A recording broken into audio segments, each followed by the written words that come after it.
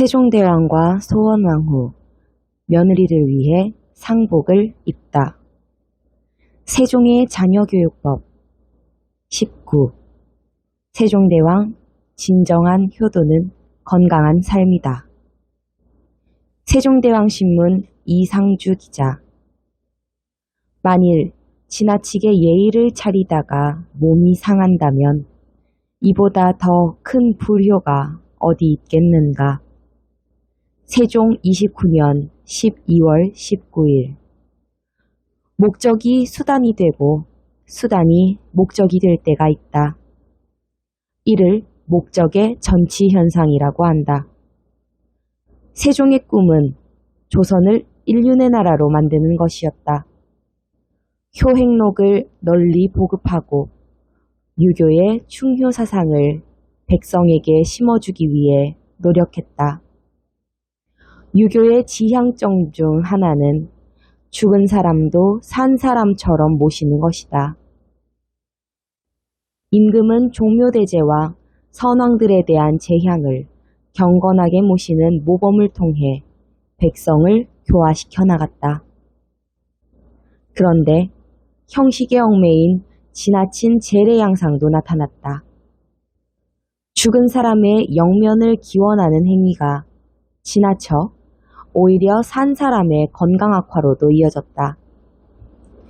효를 강조하는 유교 이상국가 시련은 태종이 적극적으로 모범을 보였다.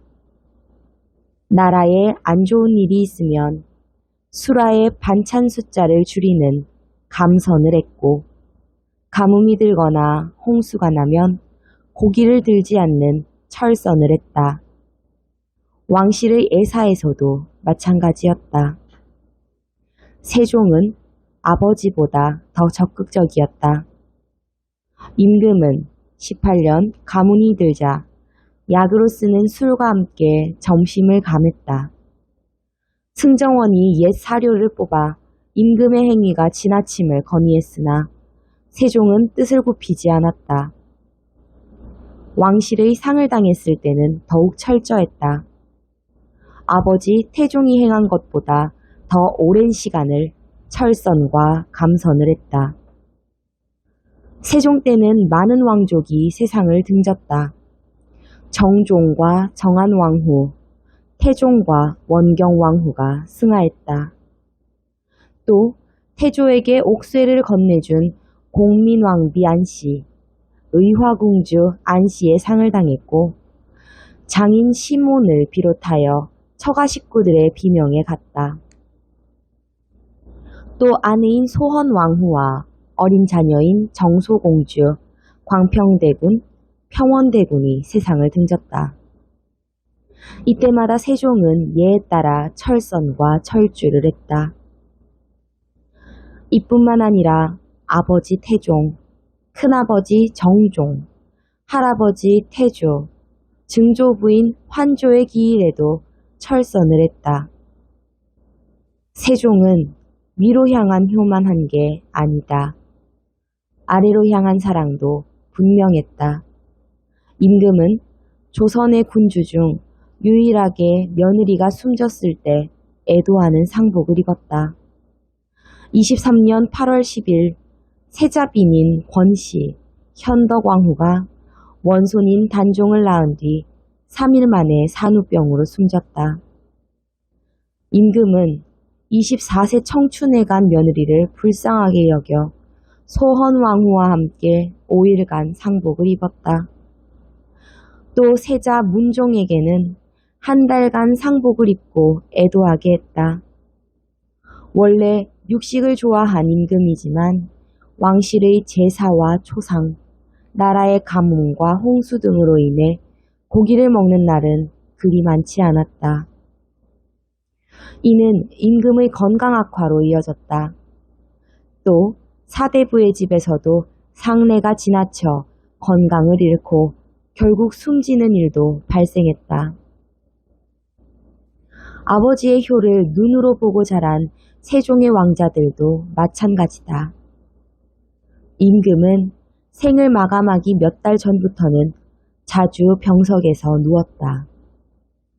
이에 수양대군은 아버지의 회복을 염원하며 5일 동안 식사를 거른 적도 있다. 이 같은 정성에 대해 임금은 예의 본뜻이 아니고 부모가 자식에게 바라는 바가 아니라고 못 박았다. 몸이 상할 때까지 지나친 예의를 차리는 것은 효도의 본질을 모르는 행위라고 했다.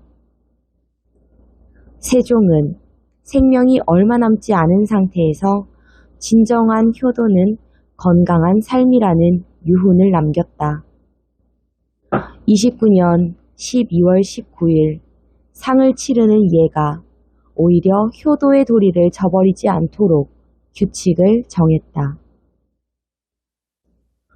왕자들은 깊은 궁궐에서 커 사는 곳과 음식이 보통 사람과 다르다. 상을 치르는 예의도 제도에 다 따르기는 버겁다. 특히 왕세자는 장차 종사 생명의 주인이 될 인물이다. 그렇기에 몸을 보호하는 게 지극히 중하다.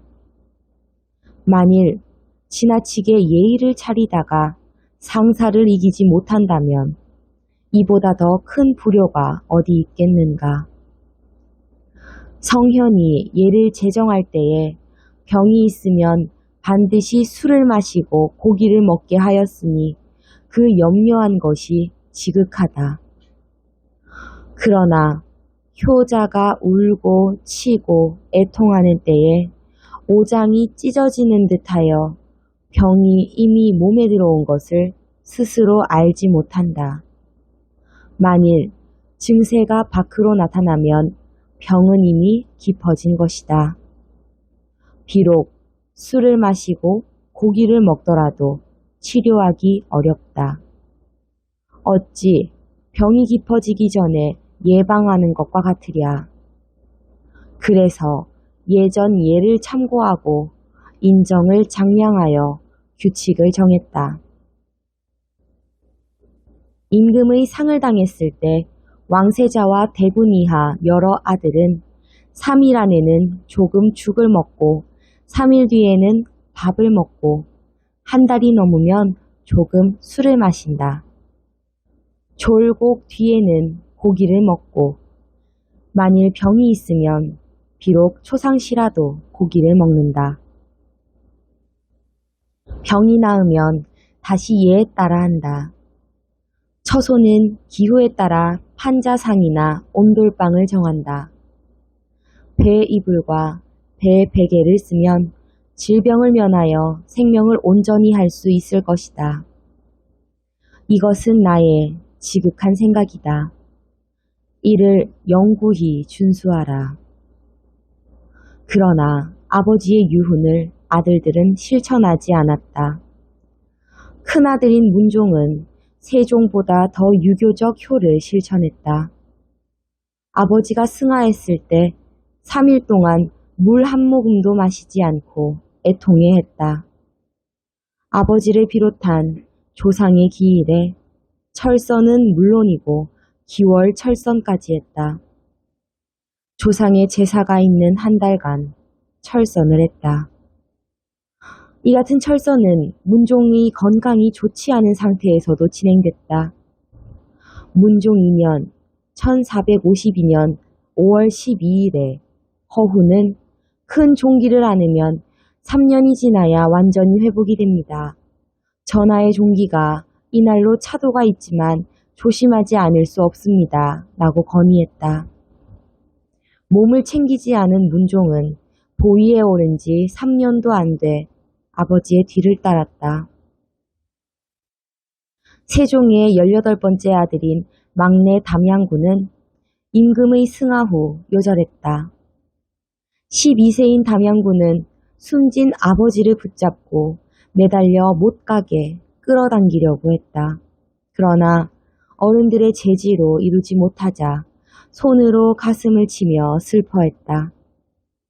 울부짖음도 어른들 뒤에서 마음껏 울지 못한 어린 담양군은 몸이 급격히 쇠약해지며 병을 얻었다. 그리고 임금이 가신 지 21일 만에 고왕 곁으로 갔다. 다른 왕자들도 상을 치르면서 몸이 급격히 약해졌다. 금성대군과 밀성군은 생명이 위독한 상황까지 치달았다가 건강을 가까스로 회복했다.